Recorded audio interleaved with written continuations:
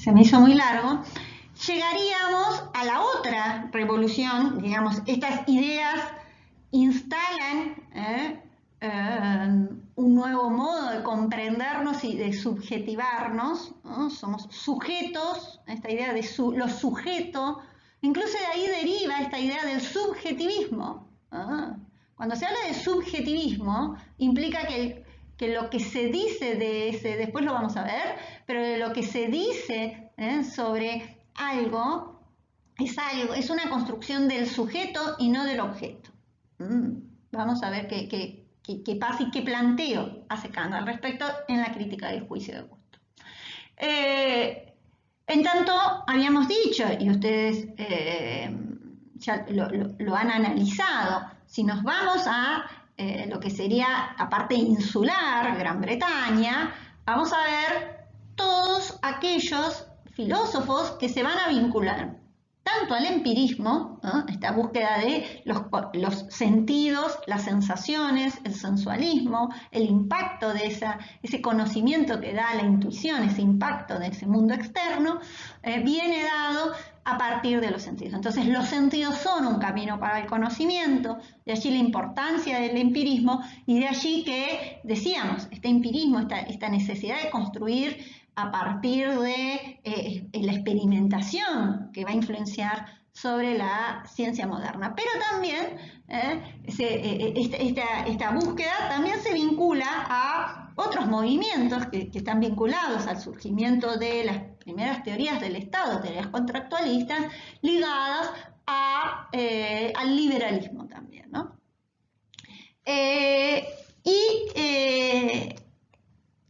Hay que pensar que no tuvo mucha prensa en el 17 la Revolución Inglesa, en donde construyen esta serie de normas a partir de las cuales van a tener estas monarquías republicanas, ¿no? Un marco en el que se desarrolló también la Revolución Industrial, ¿no? Entonces, ya no hablamos solo de ciencia, sino que hablamos de una ciencia y tecnología que van unidas, ¿no? Es decir, nuevas maquinarias y todo el impacto que implicó estos avances científicos, avances llevados al ámbito de la tecnología y que permitieron modificar la producción y que también impactaron especialmente en el capitalismo, ¿no?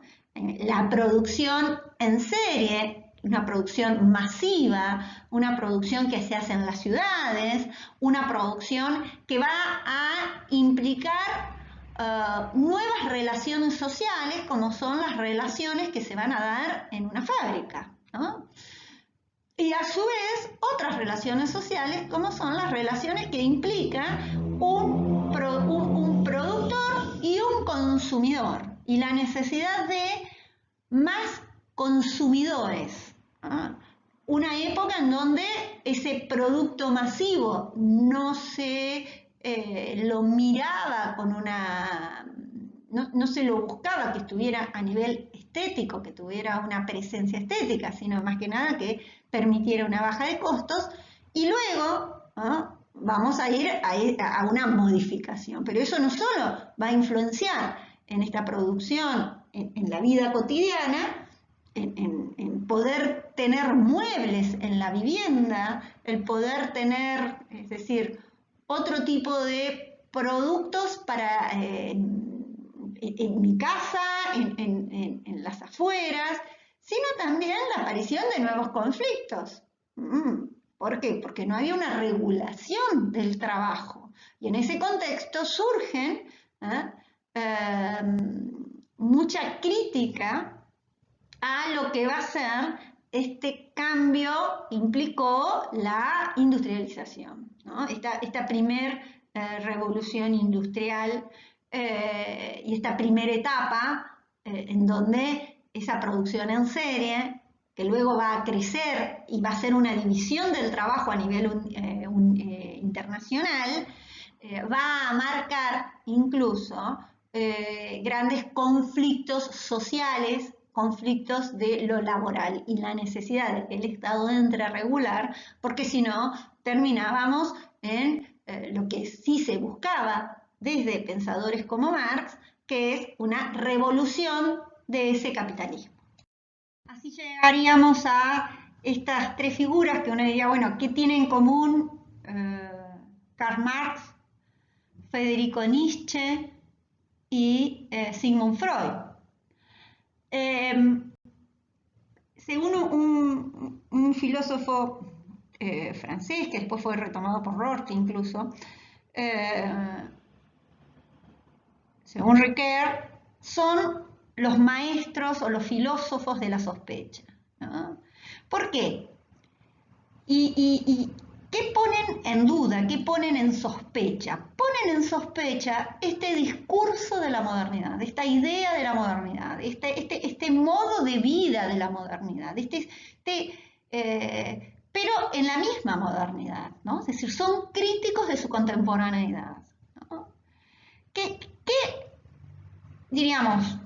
Freud instala y pone en duda esta transparencia del hombre, ¿no? Es decir, ¿qué soy? Soy una cosa que piensa, dice Descartes, ¿no? Es decir, soy totalmente transparente porque soy un yo, un sujeto que piensa. ¿Y qué dice Freud? Dice, bueno, hay una introspección, esa transparencia de la conciencia, esa transparencia de la razón. No todo lo que hacemos lo hacemos motivados por la razón, ¿no? Diríamos, ¿no? Es decir, hay un yo, hay un ello, es un super yo, ¿no? Aparecen los sueños, aparecen los actos fallidos, aparecen los olvidos, ¿no? Aspectos a partir de los cuales empieza a aflorar ese inconsciente, ¿no? Que también permite pensar que todo aquello que hacemos no está solo y únicamente motivado por la razón. Y ese poner en sospecha, ese modo de comprender al hombre como un hombre racional, es justamente uno de los quiebres que va a plantear que estamos en una época distinta, ¿no? Hoy no podríamos pensar al hombre sin pensarlo también por por el inconsciente, sin pensarlo también por cómo van a emerger otras, por las pasiones, por la historia personal, ¿no? Por toda esta introspección que genera, ¿no? Incluso por pensarlo como sujeto sufriente, como hombre angustiado y atosigado por los tiempos, por un hombre que se cuestiona, ¿no? Por el otro lado, Karl Marx, que decíamos, ¿no? Es decir, empieza a analizar que este capitalismo, que esta promesa de la ciencia y la tecnología nos va a llevar a vivir mejor, a estar mejor. Bueno, parecería que los que van a estar mejor en este desarrollo del capitalismo van a ser cada vez menos. Y cada vez más va a haber una cantidad de personas, vamos a estar, cada vez va a haber más pobres y menos ricos, ¿no? Entonces, que este proyecto, esta promesa de un futuro mejor, ¿no? Que es la promesa, ¿no? de la modernidad, no es tal, ¿no? Por eso pone en sospecha eso, porque si bien somos todos seres racionales, por lo tanto somos iguales, en la vida en donde estamos, que estamos en una sociedad capitalista, no somos todos iguales, ¿no? Esa utopía de esa igualdad se queda en un discurso utópico, dice, pero en los hechos no lo somos, ¿no? Es más, hay incluso una gran desigualdad de naciones también, ¿no? Porque lo que hace esto es una concentración de capital. Bueno, lo estaba diciendo en el siglo XIX, ahora creo que vuelve a morirse, ¿no? Por la concentración de capital que hemos estado analizando a partir del neoliberalismo. Otra fase, otra etapa del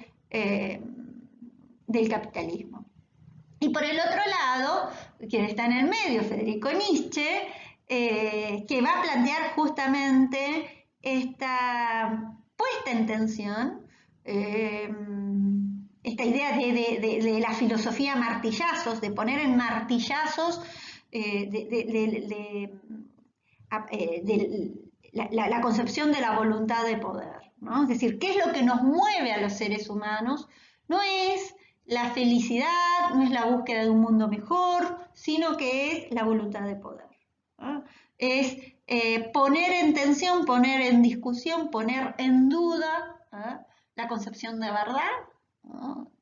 Y por ello en Gaia Ciencia plantea justamente esto: Dios ha muerto, pero no es el Dios del cristianismo que estás diciendo. Es decir, en lo que se creía que la ciencia nos iba a llevar, el progreso científico, el progreso tecnológico nos iba a llevar a vivir mejor.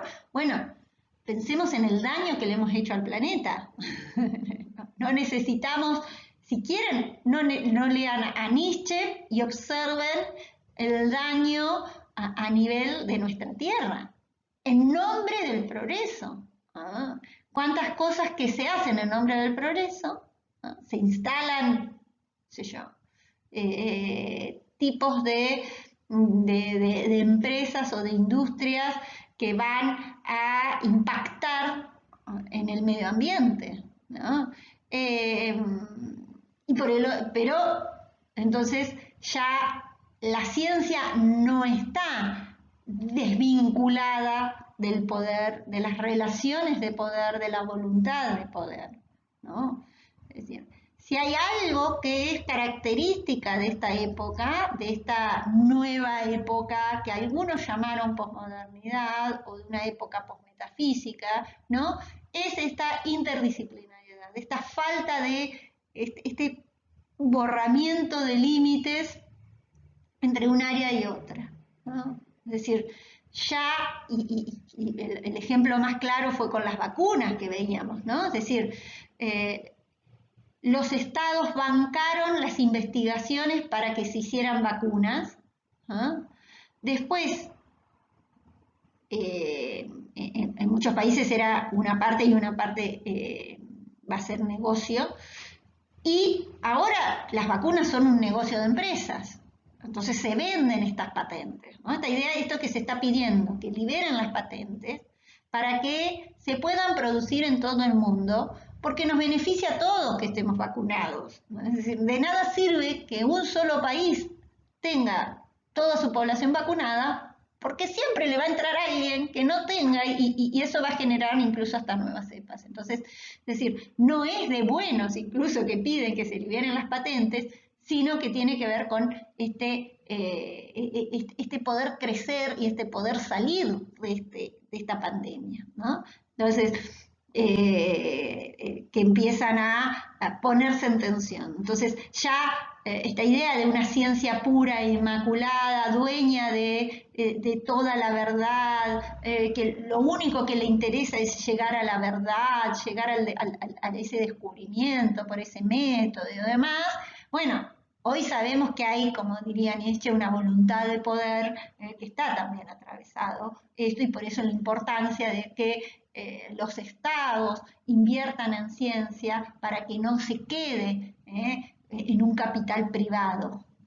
Privado que priva, podríamos decir, usando la palabra y en esta búsqueda que nos enseñó tanto el psicoanálisis, de que las palabras tienen un peso, que priva a la mayoría que no tiene ese dinero para comprar eso, ¿no?